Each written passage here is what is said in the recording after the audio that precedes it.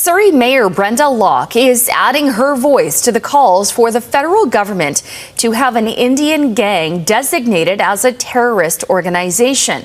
The RCMP has linked the Bishnoi Gang to extortions targeting BC's South Asian community. Balpreet Singh is a spokesperson for the World Sikh Organization of Canada, and he is joining us now with more. Balpreet, thank you very much for being with us today. Thanks for having me. Can you give us an understanding of what you're hearing from members of the community who have continued to be targeted over the past several months across Canada? Yeah, so extortions are at an all-time high across Canada.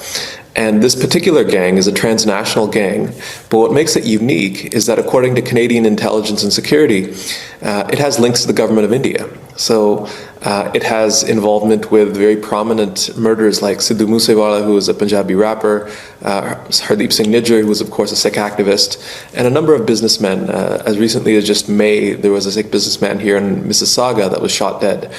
So it looks like it's a crime gang, but it has links to the government of India, who's using it to do its dirty work on the ground. Now, as you mentioned, multiple people have lost their lives and multiple other Sikh leaders in Canada have received notice from police that their lives could be in imminent danger. But has the RCMP offered any sort of protection to them, and what's being done to keep the community safe?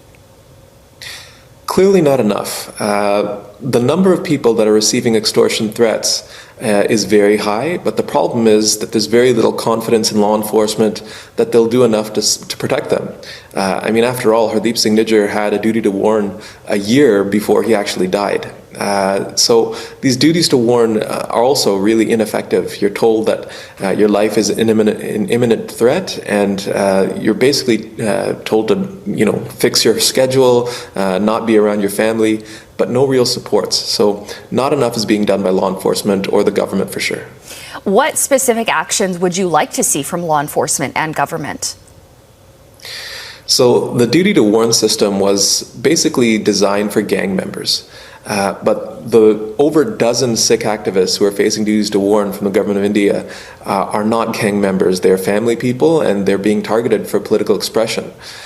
So we want to see a different system be brought in that gives them, more awareness around the threats that they're facing, and also protections. I mean, if you've got Jagmeet Singh, who is the leader of the federal NDP, who's facing one of these and is currently not getting any support or protection from the government, that says a lot.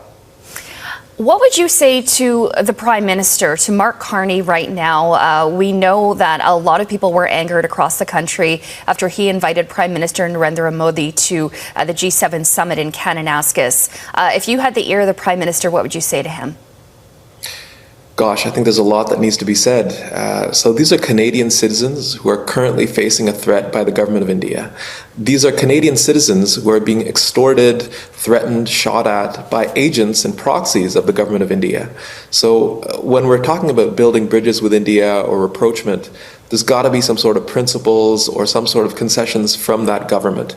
You cannot do that to Canadian citizens, and we as a community are feeling as though we aren't really being treated as other Canadians. If you had any other community who's facing these sort of threats, I don't think you'd be shaking hands with the head of that government. So why do you think the Prime Minister, are you getting the sense that the Prime Minister is prioritizing economic relationships over the safety of members of the community who have been targeted? So if I compare the approach that Prime Minister Trudeau had, it was principled. It was based on the fact that these are Canadians. You cannot do that on Canadian soil, and we will protect Canadian sovereignty. Prime Minister Carney, I know, is a business person, and he wants to work on business ties and supply chains. But he cannot ignore the 1 million Sikh Canadians and the even larger South Asian diaspora that are currently facing a threat to their lives and businesses. So building ties in business is good, but it's got to be principled. India's got to stop doing this. Now, the province of British Columbia is set to make an announcement today with regards to how it plans to tackle this problem. What are you expecting to hear? Do you have any sort of a heads up? So our team did meet with the Mayor of Surrey's team. So we have some ideas around what's needed and what the government sees, But listing the Bishnoi Gang as a terrorist entity gives law enforcement more powers. It can stop recruiting. It can make just being a member of this gang a criminal activity. It can seize and freeze assets. So we're hoping that the federal government acts and different provincial and municipal governments add their voice to the growing calls for these sort of measures.